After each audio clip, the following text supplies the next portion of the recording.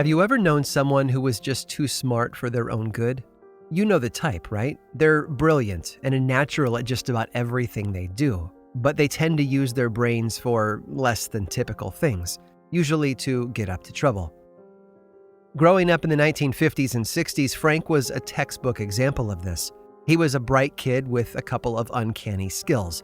He could learn enough about anything just by observing how it worked, and he could find creative ways to use that knowledge for his own benefit. Honestly, there was very little he couldn't do if he put his mind to it. For Frank, though, that meant becoming a master con artist. His first con was stealing from his father, using a credit card meant to buy gas for his work truck. After that, he spent time figuring out how to write checks for cash he didn't have, and eventually how to do the same off other people's accounts. But he also expanded his horizons. Between the ages of 16 and 18, Frank used a forged pilot's license to travel around the country, logging roughly 1 million miles. After that, he pivoted to medicine, spending time in a Georgia hospital as the chief resident pediatrician, overseeing half a dozen interns and countless patients. He even managed to forge a Harvard Law School transcript and use it to get a job in the Louisiana State Attorney General's office, something that required him to take and pass the state bar exam. And even after his criminal career ended in arrest and prison time, Frank Abagnale Jr. was so good that the FBI would ultimately hire him as a consultant on fraud. Most people have heard Frank's story, thanks to Steven Spielberg's hit film about him, Catch Me If You Can. But even if you haven't, it's easy to see just how much trouble someone can get up to when they've got a sharp mind and a natural understanding of the assumptions people make. For as long as humans have been around, there have been people gullible enough to believe anything, and others who are willing to take advantage of that. And while modern con artists tend to focus on fraud of some kind, their predecessors sometimes leaned heavily into a different world altogether. A world where anything was possible, and where understanding what made people tick included understanding what made them feel fear. The world of folklore.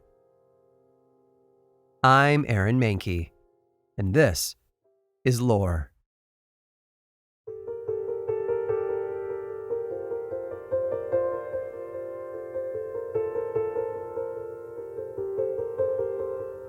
It's easy to imagine the fear they must have felt. This was 1804, after all. There were no electric streetlights to chase away the darkness as the sun set on the Yorkshire town of Cawood, and so fear was always there. On this particular night, though, that fear took on a shape. As a local farmer looked out his window on his darkened property, he caught a glimpse of something in the shadows, something with the twisted shape of a goblin-like face. And the folklore he'd been raised on allowed his mind to put the pieces together. What he was looking at was a barghast. It's a creature that owes some of its identity to the accent of northern England. Instead of ghost, people there would say ghast, and this legendary creature, the barghast, certainly was ghost-like. It was a shapeshifter, sometimes taking on the form of a black dog, while other times looking more like a goblin or apparition. And the folklore was clear about how dangerous the barghast were. They were often seen as an omen of death, as seeing one with your own eyes could prove disastrous. When they took the shape of a black dog, they were often accompanied by the sounds of rattling chains. And if they got inside your home, they were known to steal your valuables. So on this night, the farmer who saw the mysterious shape outside did what any good person might have done in that area at the time. He ran away. Fearing for his life, he bolted out of his house and ran as fast as he could toward his nearest neighbor. We don't know if the barghast gave chase, or if it remained behind. But when the farmer returned, he found his home ransacked and robbed. But at least he was alive. Later that night, far from the farmer's house, the barghast stopped at the edge of the road. Reaching up to its neck, the demonic figure slowly peeled off its mask, like something pulled straight out of an old Scooby-Doo cartoon, and then tucked it into his bag. As he stepped out of the shadows and onto the road, the barghast was no more, and in its place was the real thief, a local man named Joseph Brown. Brown was a young man, perhaps 30 years old at the time, and he was a con artist. We don't know a lot about his early life, like who his parents were.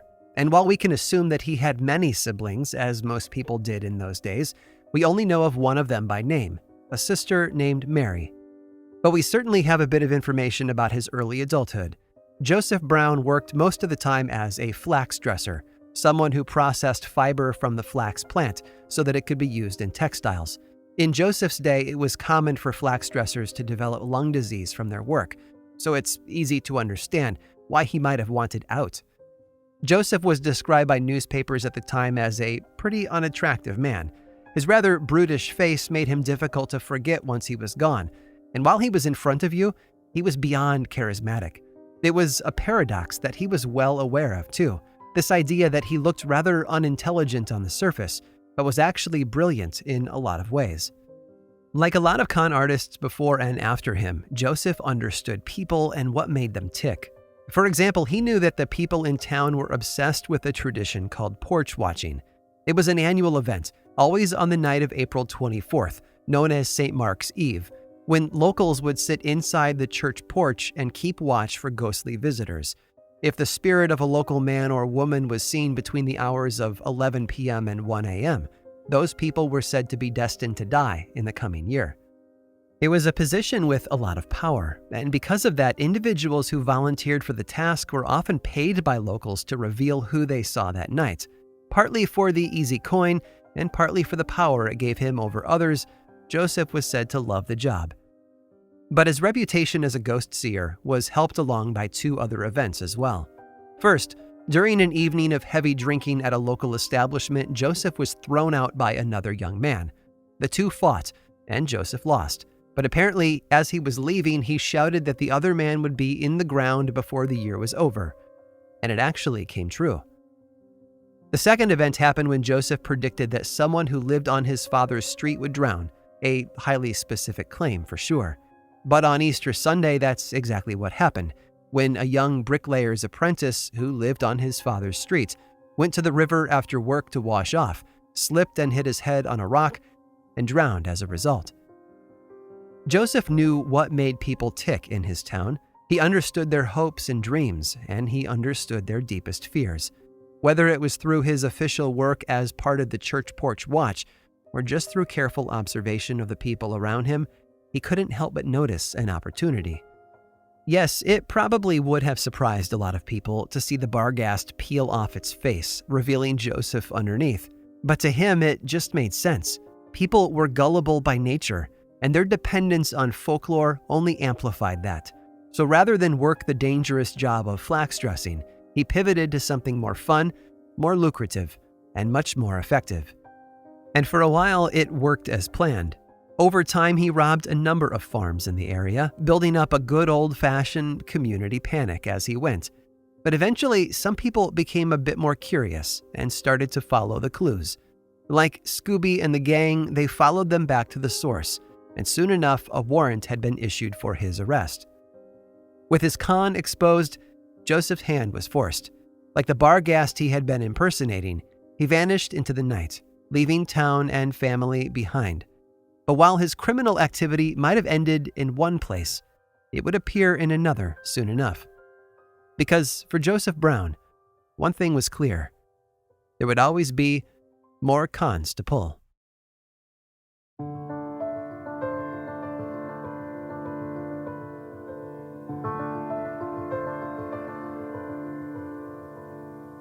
Brown didn't leave town alone, though.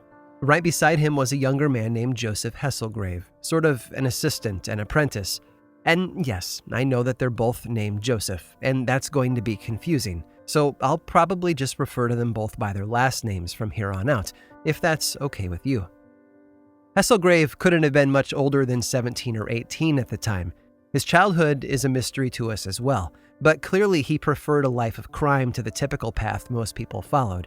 And together, he and Brown made quite a team. As I mentioned before, Brown wasn't the most attractive guy in town. It's clear from some contemporary newspaper accounts that a lot of people assumed he was mentally disabled in some way. They referred to him as dumb, but naturally that public perception came with its own folklore. It was a common belief that those with mental disabilities were closer to God, and that the spirit world often spoke through them.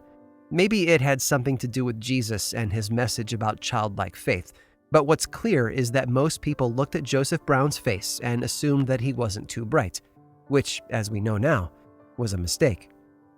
The two men set up their newest con in the town of Hensel, where they were far enough away from home to not be recognized. But rather than dust off that Barghast costume, they tried their hand at a new scheme, fortune-telling.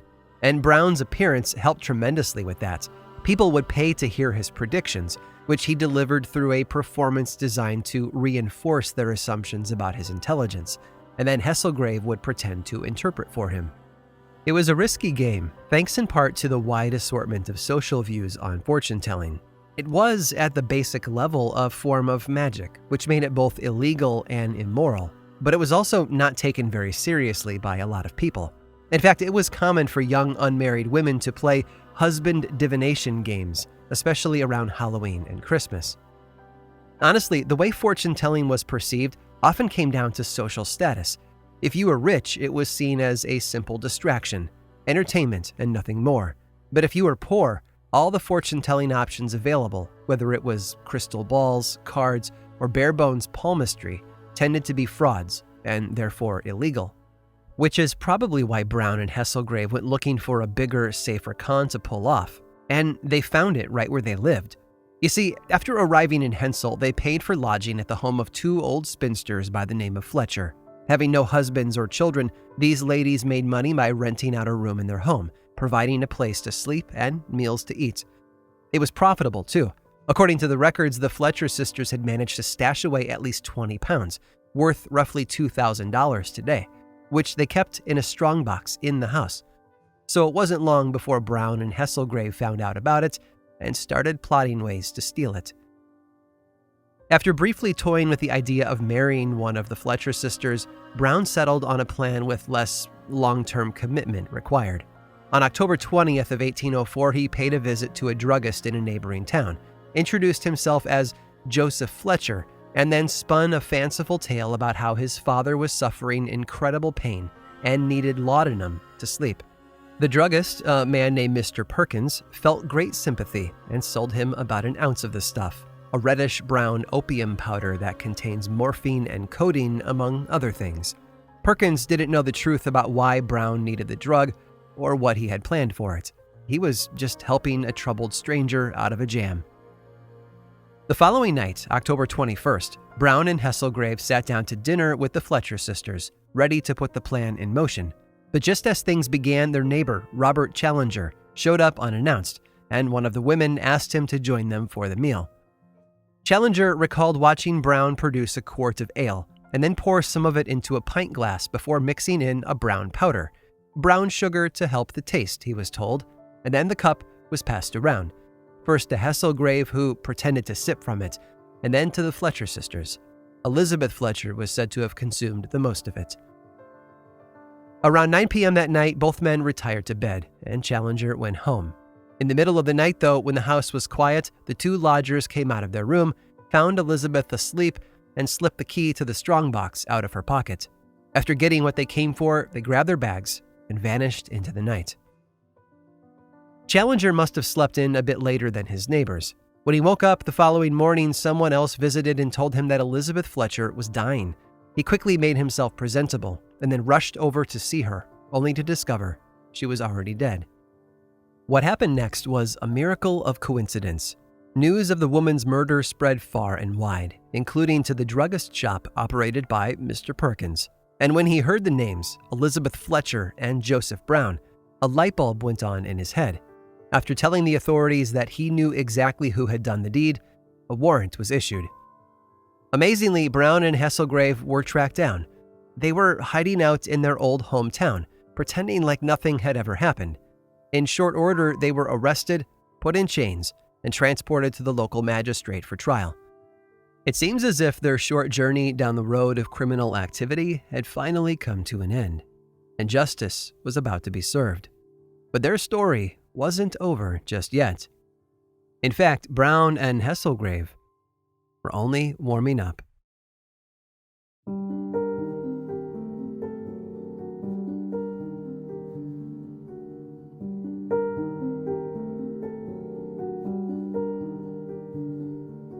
The local newspaper said it best. Owing to the ignorance or stupidity of the coroner, proper proofs were not procured at the time to fix the death upon the parties, so they were dismissed. In other words, Brown and Hesselgrave were free. The authorities botched the investigation, and with no case, there was no trial, so both men returned home. Now, they've had a brush with the law, literally getting arrested for a murder they definitely committed, and somehow walked away without consequences, so it would be safe to assume that they had been scared straight, so to speak, and yet the historical record only shows just how much more bold they became. After returning to Cawood, they started in on some petty, mundane crimes.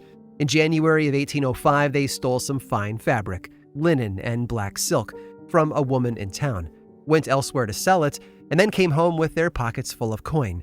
In August of that year, they even pulled a good old-fashioned mugging, hiding in the bushes alongside the high road for a traveler to pass by.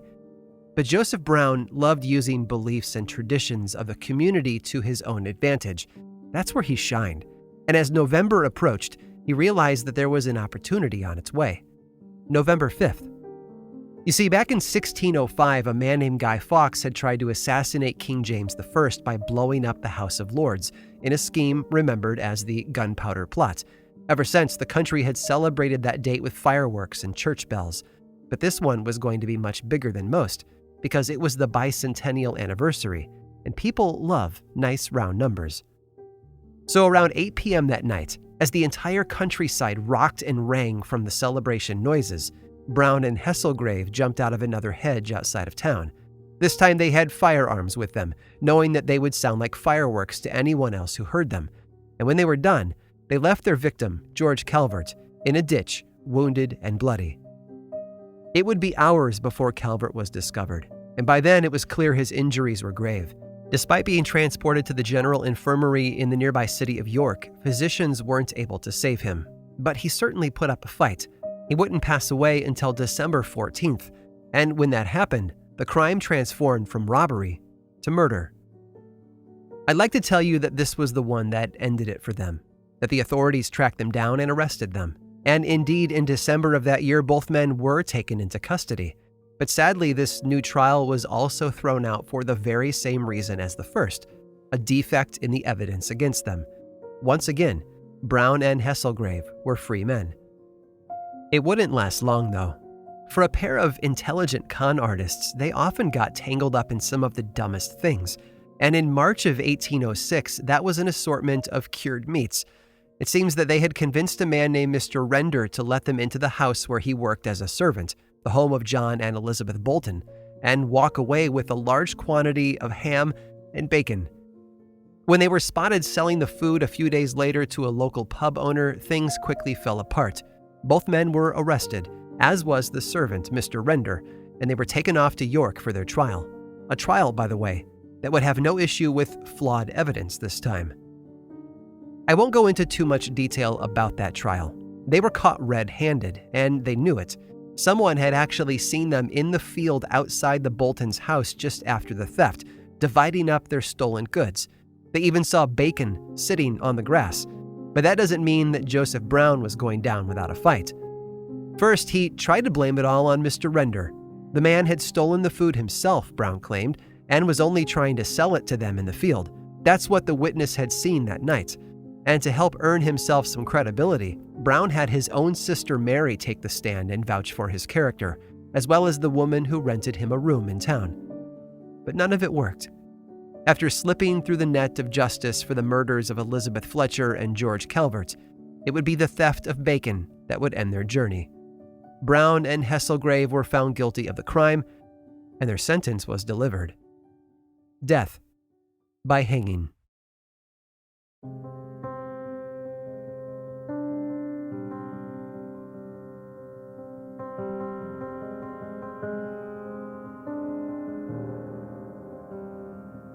There always seems to be one in the crowd, that individual who believes they are smarter than the system, than the other people around them. Most of the time, that just makes them difficult people to live with, but every now and then, that overconfidence drives them to something darker. History is filled with stories of con artists, and the tale of Joseph Brown is just one of many. But the events of his life do a really good job of illustrating the true meaning behind the term. Con artists build fraud through trust.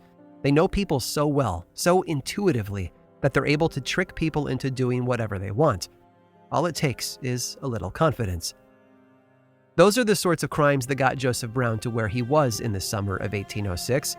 Despite his intuition and intelligence, he found himself facing the death penalty with no hope of escape. But people like Brown rarely give up that easily. After appealing to a higher-ranking official, both men had a lucky break. Rather than being sentenced to death for the theft of food, they were to be transported to Botany Bay in Australia, half a world away. There, they would live out the rest of their days with no rights, no way home, and no second chance. It was a decision that put Joseph Brown on a ship at the docks in Portsmouth. But before starting the long and dangerous journey to Australia, it stopped at the Isle of Wight, where Brown appealed to a magistrate there. Remember, he was a con artist, so a fresh setting meant new people to manipulate. And after confessing to all of his past crimes, he got what he was hoping for: a return trip to York for another chance to sway the jury. It backfired, though. This time, thanks to his own confession, he was on trial not just for the theft of food, but also for all his previous murders. Maybe he assumed that he would be able to talk his way out of it. Perhaps he hoped that the defects in the evidence that had thrown out those cases before would somehow still be there. Brown rolled the dice, but came up empty. Instead, that sentence of lifelong service in a penal colony halfway around the world was replaced with immediate execution. He was escorted from the packed courtroom to the square outside, where the gallows were set up for all to see. And there, in front of a crowd of over 5,000 people, he was hanged until he was dead, just as the sentence demanded. True to the times, his body wasn't carted off for burial. As always, there were too many medical students and not enough cadavers to learn on, so his body was delivered to them. Joseph Brown spent his life studying other people in order to manipulate them for his own benefit. But in the end, the table was turned.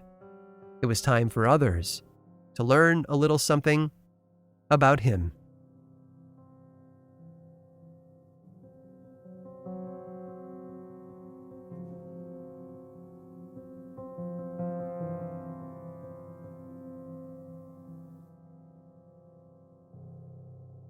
Crime and folklore aren't the most obvious bedfellows. Honestly, when we discuss things like fortune-telling or premonition, we tend to think of them in safe, harmless settings. But clearly, Joseph Brown saw an opportunity to use belief and tradition to his own advantage. And he wasn't alone. I have one more story to tell you that mixes folklore and fraud, and you won't believe how it ends. Stick around after this brief sponsor break to hear all about it.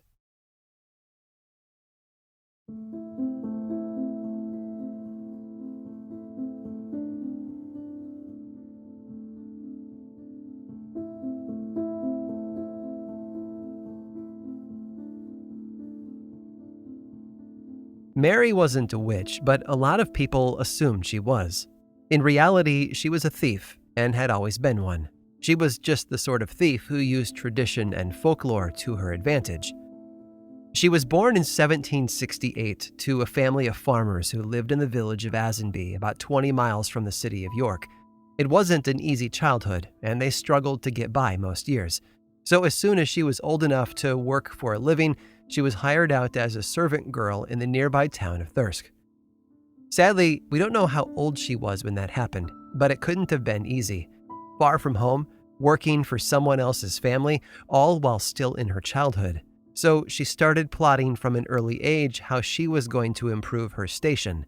And for Mary, that started with theft. In fact, it was an early theft that cost her that job as a servant girl. But rather than return home, it seems that she left for greener pastures, making her way south to the city of Leeds. There she began to build a reputation for herself as a con artist and a cutpurse. But mixed in among all that was something else. Some people believed that she had supernatural powers. So here we have Mary, barely a teenager, working over strangers in the big city with tricks that had them convinced that she was some kind of witch. As she got older and wiser, she pivoted to other cons, like potions for warding off evil spirits and medicinal tonics. and people trusted her with this for years. Her breakout moment, though, happened later in life when she was about 38 years old. That was when she came into the possession of a magic chicken. Yes, you heard that right. She called it the Prophet Hen of Leeds, and it had the most unusual talent. It seems that the eggs that were laid by this hen would have messages written on them, things such as, "Christ is coming," and the people of Leeds went crazy for it. It turns out it was just another one of her cons. She was actually taking freshly laid eggs, writing the messages herself, and then placing those eggs back inside the hen. And yes, it was a ridiculous stunt to pull. There's no question about that. But I think it's also ridiculous that people actually fell for it and believed it was real. Forgive me for saying it, but I guess they fell for the yoke. That same year, she picked up a new client. William and Rebecca Perigo were a local couple who needed help, and they had become rather desperate in their search for it. You see, they were absolutely convinced that Rebecca had been cursed. That was the only way they could explain the chest pains she was having, and she wasn't getting better. And Mary was there to help. She gave them both a special food that was meant to help fight off the evil spell Rebecca was under. But Mary also laced that food with a small amount of poison, perhaps to keep the woman sick and in need of her services.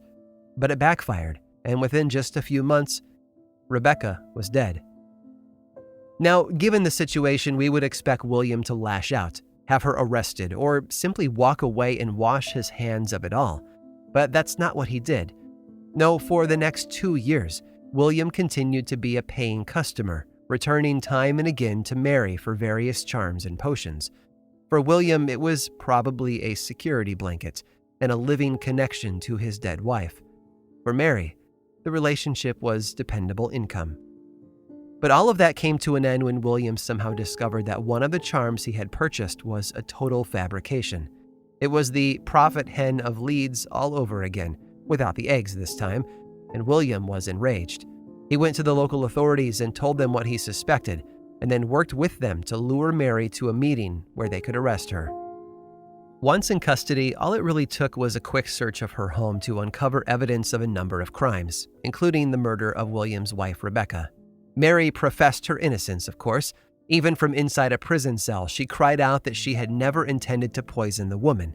Medicine was tricky, after all, but they didn't buy it. After all the evidence had been gathered and the case against her was established, Mary was dragged into the courtroom in York for her trial. Hers was one of a number of cases being tried that day, but between the actual proceedings and the jury's deliberation, it became an 11-hour ordeal. When it was over, though, the answer was final.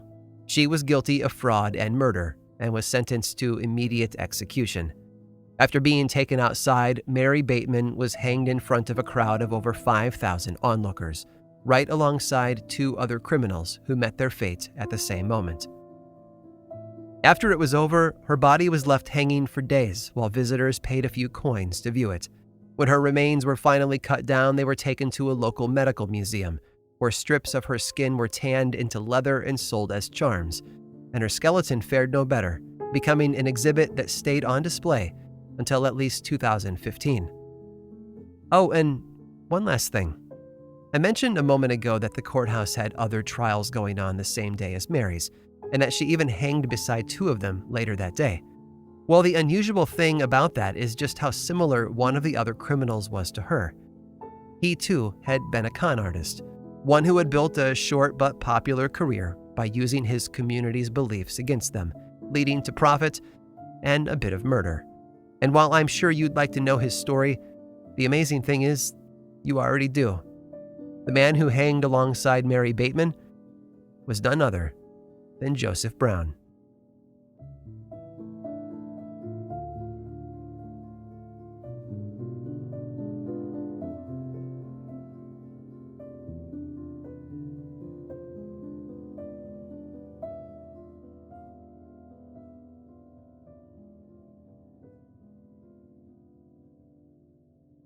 This episode of Lore was written and produced by me, Aaron Mankey, with research by Ali Steed and music by Chad Lawson. Lore is much more than just a podcast. There's a book series available in bookstores and 2 seasons of the television show on Amazon Prime Video. Check them both out if you want a bit more lore in your life. I also make and executive produce a whole bunch of other podcasts, all of which I think you'd enjoy. My production company, Grim and Mild, specializes in shows that sit at the intersection of the dark and the historical. You can learn more about all of those shows and everything else going on over in one central place, grimandmild.com. And you can also follow this show on Twitter, Facebook, and Instagram. Just search for Lore Podcast, all one word, and then click that follow button. And when you do, say hi. I like it when people say hi. And as always, thanks for listening.